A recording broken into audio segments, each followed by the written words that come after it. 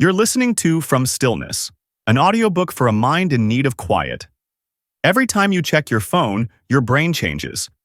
Not metaphorically, literally. Neural pathways reshape themselves in response to repeated behavior.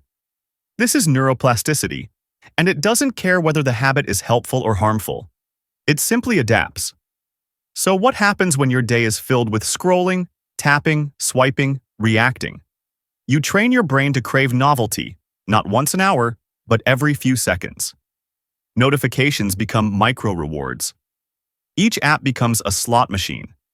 And over time, your brain begins to prefer stimulation over stillness, noise over focus. The result is a mental architecture optimized for fragmentation. You might notice it when you try to read, a quiet urge to check your phone. That isn't a lack of discipline. It's your brain doing what it's been trained to do. We call this distraction, but it's deeper than that. It's rewiring. Your attention has been repurposed, not lost, but redirected by repetition. And the good news is this: if repetition built the problem, it can also build the solution. The same neuroplasticity that strengthened distraction can be used to rebuild focus, to reteach your mind that it doesn't need constant stimulation. That rest is safe. That stillness is strength. This isn't about guilt, it's about awareness. You're not broken, you're adaptable. And that means you're not stuck, just patterned. And every pattern can be rewritten. Your struggle to focus isn't a flaw in your character. It's a symptom of a distracted world and a distracted brain. What we often call laziness or lack of discipline is actually something more physiological: attention fragmentation. A state where your brain has become so accustomed to rapid task switching, it can no longer settle into depth. Each time you check a message mid-task, scroll for a moment between conversations, or glance at a notification while working, your prefrontal cortex, the part of your brain responsible for focus and decision-making, fatigues. With every interruption, your mind doesn't simply pick up where it left off. It leaves behind residue, a trail of half-finished thoughts. And here's the cost. On average, it takes 23 minutes to fully return to deep focus after an interruption. But in the modern digital environment, most of us are interrupted every 8 minutes. The maths doesn't work. Neither does the mind. This is why willpower alone doesn't fix it. You're not just distracted, your brain has been optimized for distraction. Rewired to favor rapid response over sustained attention. Quick dopamine spikes over quiet effort. But there's a powerful truth hidden inside this problem. If attention can atrophy through neglect, it can also strengthen through intention.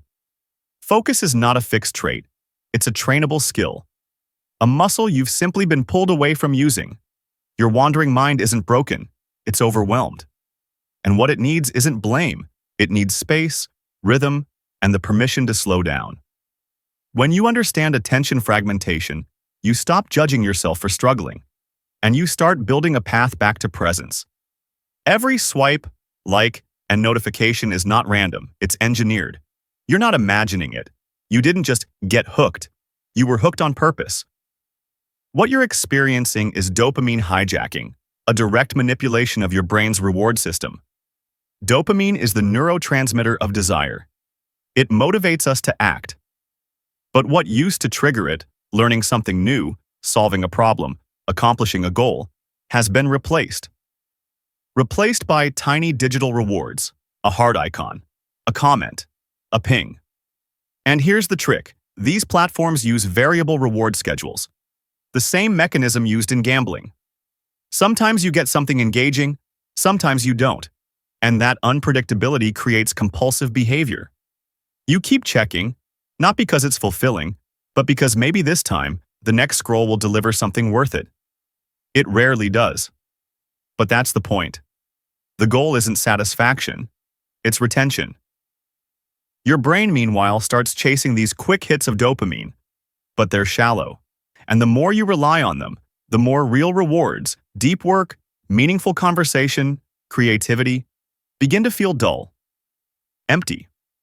This is the dopamine treadmill, always moving, never arriving. And the first step off that treadmill is awareness. To pause and recognize, this is not my fault, but it is my responsibility. The same neuroplasticity that made you susceptible is also your way out. You can retrain your reward system. You can rebuild the link between dopamine and real effort, real achievement, real presence. But it begins with knowing this isn't a weakness. It's a system.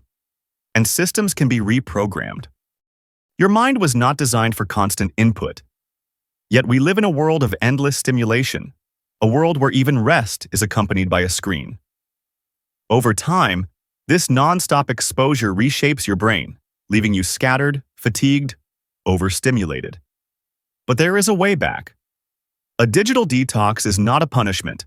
It's a reset, a way to interrupt the cycle and give your brain a chance to repair. Just 24 hours away from screens can begin to reverse the effects of attention fragmentation and dopamine overload. At first, it's uncomfortable. The first 6 hours feel like withdrawal. You reach for your phone out of habit, feel phantom vibrations, wonder what you're missing. But then something shifts. By hour 12, there's a quiet.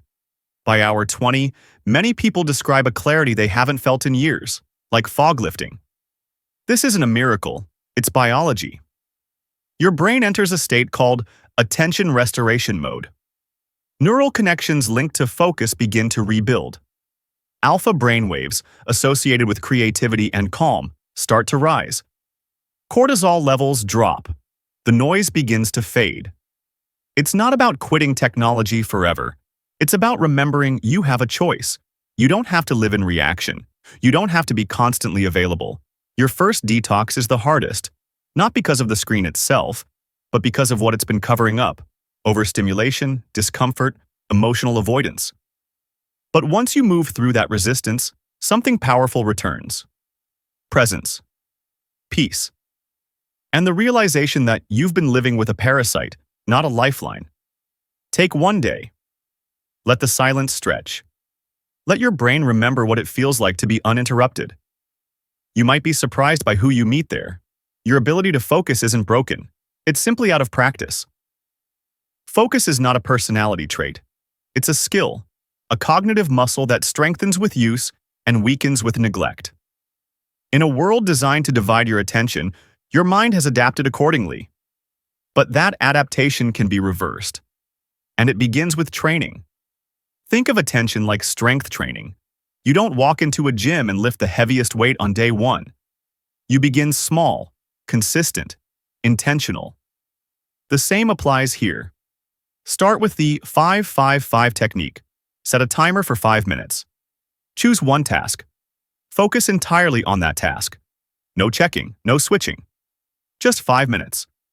When, not if, your mind wanders, gently bring it back. No judgment. Just redirection. Do this 3 times a day. Over time, increase the duration. At first, it will feel nearly impossible. Your brain, conditioned by fragmentation, will resist. It will remember every errand, every tab you forgot to close. But this is not failure, it's recovery in motion. What you're doing is deeper than productivity. You're reclaiming cognitive freedom, the ability to place your attention where you choose, not where the algorithm pulls. And here's the quiet truth: your brain wants to focus. Deep focus is its natural state. It's not a grind, it's a return. As your practice deepens, you'll notice less mental noise, more clarity, fewer cravings for constant input. And gradually, presence becomes your default, not your aspiration. You're not just learning how to focus again. You're remembering that you always could. Nature isn't just beautiful, it's necessary. Your brain wasn't built for screens. It evolved in forests, near rivers, under open skies. And while technology has accelerated, your biology hasn't caught up. The result? A quiet starvation, not for information, but for restoration. This is where nature comes in. Not as a luxury, but as cognitive nutrition. When you spend time in natural environments, even just 20 minutes in a park or 5 minutes looking at trees through a window, your attention system begins to recalibrate. Scientists call it attention restoration theory. In digital spaces, your directed attention, the part responsible for focus, is constantly depleted. But in nature, something different happens. Your involuntary attention takes over. gentle, effortless engagement. No pop-ups, no algorithms, no mental tug-of-war. The result? Your prefrontal cortex recovers. Stress hormones drop. Creativity rises. You begin to feel like yourself again, not because something was added, but because the noise was removed. The minimum effective dose? Just 20 to 30 minutes in nature, 3 times a week. But even micro moments matter. A short walk, bare feet on grass, light through leaves. These small doses have measurable neurological effects. You don't have to live in the woods. But you do need to touch something real, something uncurated, something alive. In a world of infinite input, nature gives you back your output, clarity, calm, focus, and emotional steadiness. So the next time your thoughts feel scattered, your nerves frayed, your attention slipping, step outside, not to escape the world, but to reconnect with what you were made for. Your brain and your body are not separate systems. They're deeply connected, always in dialogue, whether you're aware of it or not. And while your digital life may not demand physical movement, your nervous system still craves it. Not as exercise, as medicine. Prolonged stillness in front of screens drains the mind and weakens the brain's neural networks. But movement, especially intentional, rhythmic movement, replenishes them. It activates BDNF, a powerful protein often called miracle grow for your brain. It stimulates the growth of new neural connections, enhances memory, and improves clarity. And it doesn't take much. Just 20 minutes of walking without your phone increases frontal lobe activity by over 25%. Add cross-body movements, like reaching your right hand to your left knee, and you begin activating both hemispheres of your brain at once. Coordination improves. Focus sharpens. Your body wakes up. And so does your mind. We often think we're mentally exhausted when in fact we're physically stagnant. That fog in the afternoon? It's not always a lack of motivation. It's your body asking to be used, asking to reconnect. Movement isn't just about fitness, it's about function. It's about rhythm. It's about returning to your most natural, grounded state. Because while your phone might not know the difference between motion and stillness, your body does. And it remembers. So step away from the chair, stretch, walk, breathe, swing your arms. Wake up your spine. It's not about doing it right. It's about doing it at all. You were never meant to stay still this long. And healing often begins the moment you start to move. When was the last time you created something without a goal? No deadline, no outcome, no one to impress. Just you, your hands, and your imagination. For most of us, that kind of unstructured creative play faded with childhood. But your brain hasn't forgotten. It still remembers the deep neural joy of being fully absorbed in a task for no reason other than presence. That's not just nostalgic, it's neurologically essential. Creative play, drawing, doodling, building, crafting, writing, singing without judgment reactivates neural networks that go dormant during passive screen time. Specifically, it reconnects the default mode network, linked to imagination, and the executive function network, linked to decision-making and attention. These two systems are rarely active together, but creative play brings them into harmony. And in that harmony, you heal. Start small. Set aside just 20 minutes, 3 times a week. Call it a creativity container. No phones, no pressure. You're not making something good. You're making space. That alone is valuable. This isn't a productivity hack. It's rehabilitation. A way of reintroducing spontaneity, wonder, and joy back into a mind that's been trapped in performance and passive consumption. Remember how you used to lose hours in play as a child? That wasn't just fun. It was your brain operating in its most natural, open, curious state. That state is still available to you. You don't have to earn it. You just have to give it permission. So draw badly, sing off-key, mold something with your hands. Be gloriously unproductive. Because in a world that rewards endless doing, creating without purpose is an act of quiet rebellion. And in that rebellion, your nervous system exhales. In a world more connected than ever, we are growing lonelier by the day. Because digital connection isn't the same as human connection. A like is not the same as eye contact. A comment thread is not the same as shared silence. Your nervous system knows the difference, even if your schedule pretends not to. When you speak face to face, something ancient awakens. Mirror neurons fire. Brain waves begin to sync. Oxytocin is released, the neurochemical of trust and emotional bonding. These are not metaphors. These are measurable biological events, and they don't happen through screens. That's why social nourishment is more than emotional. It's neurological. Harvard's longest-running study on adult development found that quality relationships, not wealth, not success, were the strongest predictors of long-term brain health and happiness. And yet, we now spend more time messaging than truly connecting. It's time to rebuild. Try the 3-1-2 strategy, 3 brief, positive interactions with strangers each week. 1 meaningful, unhurried conversation with someone close, no phones, and 2 group activities per month that allow for genuine shared presence. This isn't about being social.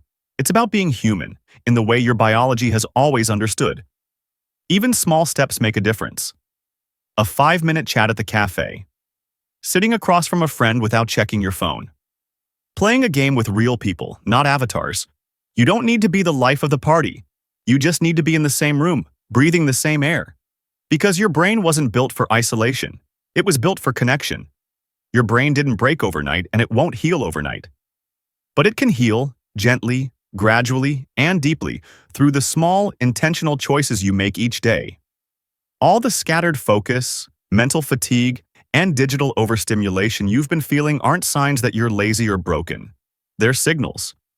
They're your nervous system asking for something quieter, more human, more in rhythm with how your mind is designed to work. Healing doesn't come from doing everything at once. It comes from weaving together small, meaningful habits, digital boundaries that protect your attention, short periods of single-task focus that rebuild your concentration, moments in nature that restore calm, and movement that reawakens the body-brain connection. Add to that creative play, real social connection, and mindful transitions between tasks, and what you're building isn't just discipline, it's a new mental environment. You don't need a complete lifestyle overhaul. You need a foundation. 1 screen-free walk, 1 quiet meal, 1 deep breath before reaching for your phone. Over time, these moments compound into something powerful, a mind that can rest, a body that feels steady, and a life that no longer runs on autopilot. This isn't about perfection. It's about permission to begin again, gently, and choose better from here.